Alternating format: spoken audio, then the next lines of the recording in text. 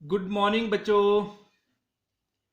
बेटा हमारा जो नेक्स्ट टॉपिक है वो है ग्रुपिंग ऑफ कैपेसिटर्स या कंडेंसर, क्योंकि हम कैपेसिटर्स को भी क्या बोलते हैं बेटा, हम कंडेंसर्स। ठीक है, हमने उनकी ग्रुपिंग करनी है। ग्रुपिंग का मतलब हमने उनको कंबाइन करना है बेटा। कॉम्बिनेशन ऑफ कैपेसिटर्स भी बोलते हैं इसको हम। कई बार हमारे पास जो गिवन कैपेसिटर्स होते हैं, ठीक है, हमें क्या होता है बेटा, हमें कुछ और कैपेसिटर चाहिए होता है उनके अलावा। तो हम उनको क्या करते, जो हमारे पास गिवन कैपेसिटर होते हैं उनको हम कंबाइन कर देते हैं, ताकि हमें कोई डिजायर्ड कैपेसिटर मिल जाए, जिसका कैपेसिटेंस जो हमें चाहिए वो मिल जाए हो। ठीक है, तो हमारे पास दो टाइप की ग्रुपिंग है बेटा। कैपेसिटर्स इन सीरीज, मतलब कैपेसिटर को हमने कैसे जोड़ना है, इन सीरीज। तो सीरीज में कब बोलते हैं बेटा, दो पॉइंट के बीच में हम कैपेसिटर्स को कब सीरीज में बोलेंगे, if we proceed from one point to another point through one path.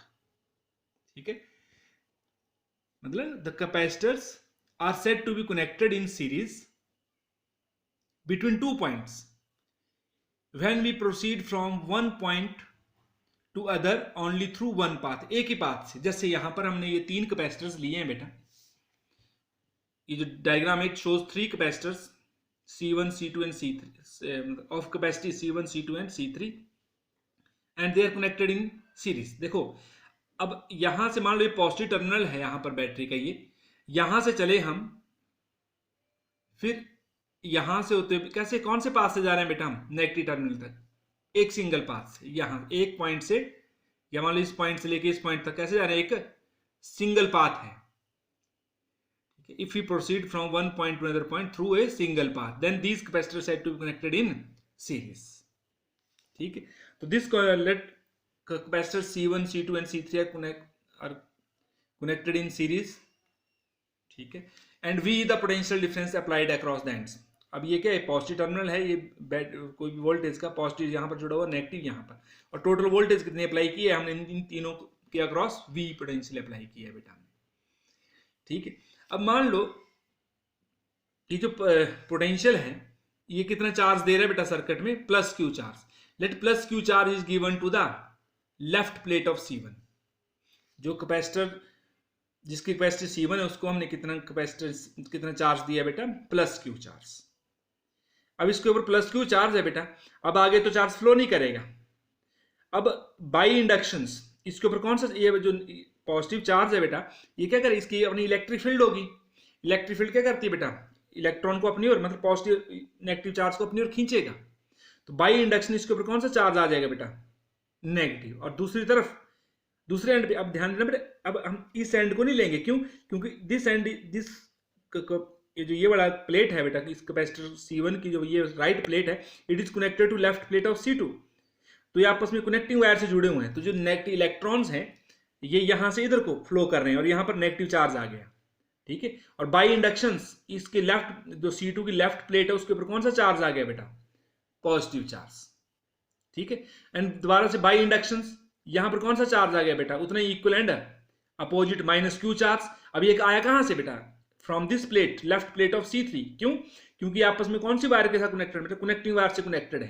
तो इस कनेक्टिव चार्ज इधर आ गया, और बट इसकी यहां पर किसकी डेफिशिएंसी, नेगेटिव चार्ज की। तो उतना जितना माइनस क्यू चार्ज यहां आया था, प्लस क्यू चार्ज यहां पर आ गया। वैसे बाई इंडक्शन यहां पर -3, मतलब माइनस क्यू चार्ज। तो मतलब हर कैपेसिटर्स को कितना मैग्नीट्यूड मिला चार्ज का, क्यू। ईच चार्ज, जब वो जो जितने भी कैपेसिटर्स हैं C1 C2 C3, each receive same charge Q. जितना चार्ज यहां से गया, ठीक है, सेंड हुआ सर्किट में, इस वोल्टेज ने जो हमने पोटेंशियल डिफरेंस अप्लाई किया, इसने कितना चार्ज सेंड किया सर्किट में, plus Q. And each capacitors in series combination receive same charge.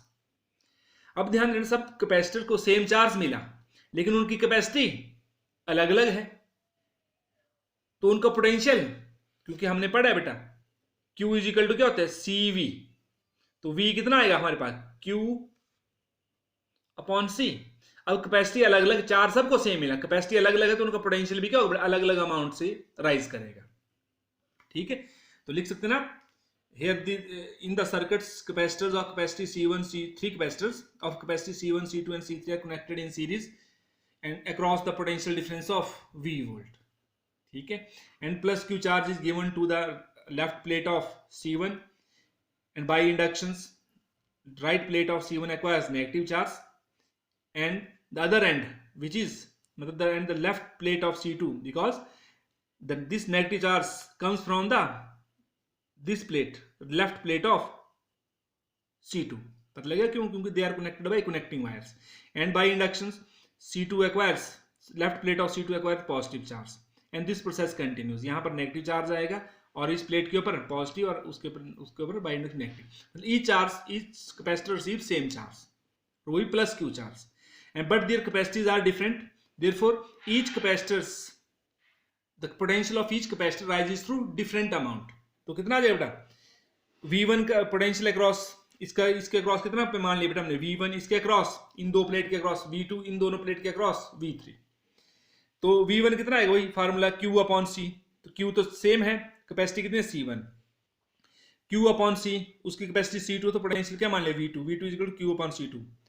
और पोटेंशियल अक्रॉस कैपेसिटर C3 कितना आएगा? V3 बराबर Q अपॉन C3. अब बेटा ध्यान दो, अब इन तीनों का कोई ना कोई नेट इफेक्ट होगा बेटा. इन तीनों का कोई ना कोई नेट कैपेसिटेंस होगा और वो कितना मान लिया हमने? CS.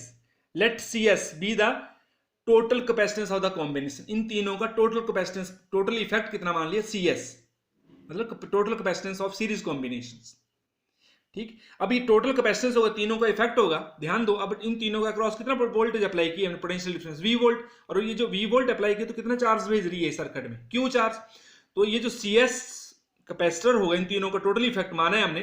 तो अगर हम V इसके across V potential difference apply करते तो चार्ज कितना फ्लो करना चाहिए? जितना ऊपर फ्लो किया, प्लस Q.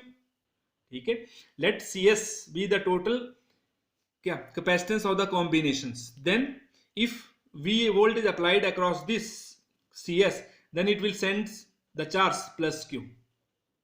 ठीक है, तो इसके ऊपर कितना चार्ज भेजेगा? ये कैपेसिटर C मतलब प्लस Q चार्ज ही भेजेगा ये, तभी ये इसका मतलब इन दोनों का, इन तीनों का टोटल इफेक्ट होगा. देयरफॉर यहां पर कितना आ जाएगा? फिर वही Q is equal to CS into V. तो V कितना आ जाएगा बेटा यहां से? Q upon CS. V is equal to Q upon CS. वही Q is equal to C into V. C यहां पर CS है, V तो ये आ जाएगा हमारे पास. और हमें पता है बेटा, यहां देखो ये V है टोटल वोल्टेज, और किसके बराबर है? V1 plus V2 plus V3. तो as V is equal to कितना बन जाएगा बेटा? V1 plus V2 plus V3. और इन चारों की वैल्यू पुट करो. V is what? Q upon CS, और V1 Q upon C1 plus V2 Q upon C2 और V3 Q अपॉन C3. इन तीनों में क्या कॉमन है बेटा? Q. हमने यहाँ पर Q कॉमन ले लिया, अंदर कितना बच गया? 1 Q इंटू ब्रैकेट में 1 upon C1 plus 1 upon C2 plus 1 upon C3. तो इस Q से क्या होगा बेटा? ये Q कैंसिल हो जाएगा. ऊपर यहाँ पे क्या बचेगा? 1 upon CS is equal to 1 upon C1 plus 1 upon C2 plus 1 upon C3. तो ये था बेटा मतलब the reciprocal of total combination of series, total capacitance of series is equal to sum of reciprocal of individual capacitances. ठीक है, जो individual capacitor का जो कैपेसिटेंस है उनका रेसिप्रोकल का सम आएगा. ठीक है, तो समझ गए. टोटल या equivalent capacitance of series combination, वो भी कौन सा? रेसिप्रोकल. तो उल्टा, reciprocal of equivalent capacitance of series combination या total capacitance of series combination is equal to sum of the reciprocal of individual capacitances. ठीक है, तो वैसे बेटा अगर हमारे पास 4 होते तो कितना था? Plus 1 upon C4. 5 होते तो plus 1 upon C5 and so on. अगर हमारे पास if we have n capacitors in series, तो टोटल कैपेसिटेंस कितना बन जाएगा बेटा? 1 upon CS is equal to 1 upon C1 plus 1 upon C2 plus 1 upon C3 plus so on plus 1 upon Cn. ये बन जाएगा बेटा हमारे पास. और ध्यान देना बेटा, सीरीज कॉम्बिनेशन में जो टोटल जो CS आएगा वो इन सब में जो सबसे छोटा होगा उससे भी कम आएगा. ठीक है, वो क्लियर हो गया. जैसे हम एक एग्जांपल लेते हैं, जैसे मान लो हमारे पास 3 कैपेसिटर्स हैं C1, C2 एंड C3. एक का 1 माइक्रोफैराड, दूसरे का 2, तीसरे का 3 माइक्रोफैराड मान लिया. ठीक है, अब मान लो ये सीरीज में कनेक्टेड है, C1 C2 के सीरीज में, तो नेट कैपेसिटेंस कितना बन जाएगा? 1 upon CS is equal to 1 upon C1 plus 1 upon C2 plus 1 upon C3. 1 upon CS C1 1 है, C2 2 है. ये अब इनका एलसीएम लेके ये 6 बन जाएगा. तो ये कितना बन जाएगा? 1 से 6 को डिवाइड, तो वही आज 6 ही आ जाएगा. 6 इंटू 1 6, 2 से 3 आएगा, 3 इंटू 1 3, 3 से कितना बन जाएगा? 6 को 2, 2 इंटू 1 2, तो 6 + 3 + 2 6 3 9 और 2 11 11/6 तो CS उसको उल्टा कर देंगे तो ये भी कितना 6/11 माइक्रोफैराड। तो टोटल कैपेसिटेंस आएगा बेटा 6/11। अगर हम 11 से उसको भाग करें तो 0.5454 आएगा आगे। ठीक है, तो मतलब ये 1 से भी छोटा आया। तो जो सबसे छोटा है यहाँ पर 1 उससे भी स्मॉल आता है। तो अगर हमें सीरीज में कब जोड़ते हैं, अगर हमें जो हमारे पास कैपेसिटर्स दिए गए उनसे भी हमें कम कैपेसिटर चाहिए, ठीक है, कैपेसिटेंस चाहिए कम, जो कैपेसिटर है वो कम कैपेसिटी वाला चाहिए उनसे भी, तो हम उनको किस में जोड़ देंगे बेटा, हम सीरीज में जोड़ देंगे। ठीक है, तो ये था बेटा grouping of capacitors in series. तो सीरीज में देखो बेटा चार्जेस, कैपेसिटर्स को क्या मिला, सेम चार्ज। कैपेसिटर्स को सीरीज में सेम चार्ज मिलता है, लेकिन उनकी कैपेसिटीज अलग अलग होती हैं, तो उनको क्या होता है, पोटेंशियल अलग अलग अमाउंट से राइज करता है। ठीक है, फिर आप आगे कर, और जो टोटल कैपेसिटेंस आता है वन, मतलब reciprocal of the total capacitance of the series combination is equal to sum of the reciprocal of individual capacitances. और इसमें जो CS आता है, मतलब टोटल कैपेसिटेंस आता है, वो it is always less than the smallest of the capacitances. ठीक है, जो भी कैपेसिटर होगा जिसका सबसे कम कैपेसिटेंस होगा उससे भी स्मॉल आएगा टोटल कॉम, मतलब सीरीज में। क्लियर? तो ये था बेटा कैपेसिटर्स इन सीरीज। ओके बेटा, थैंक यू।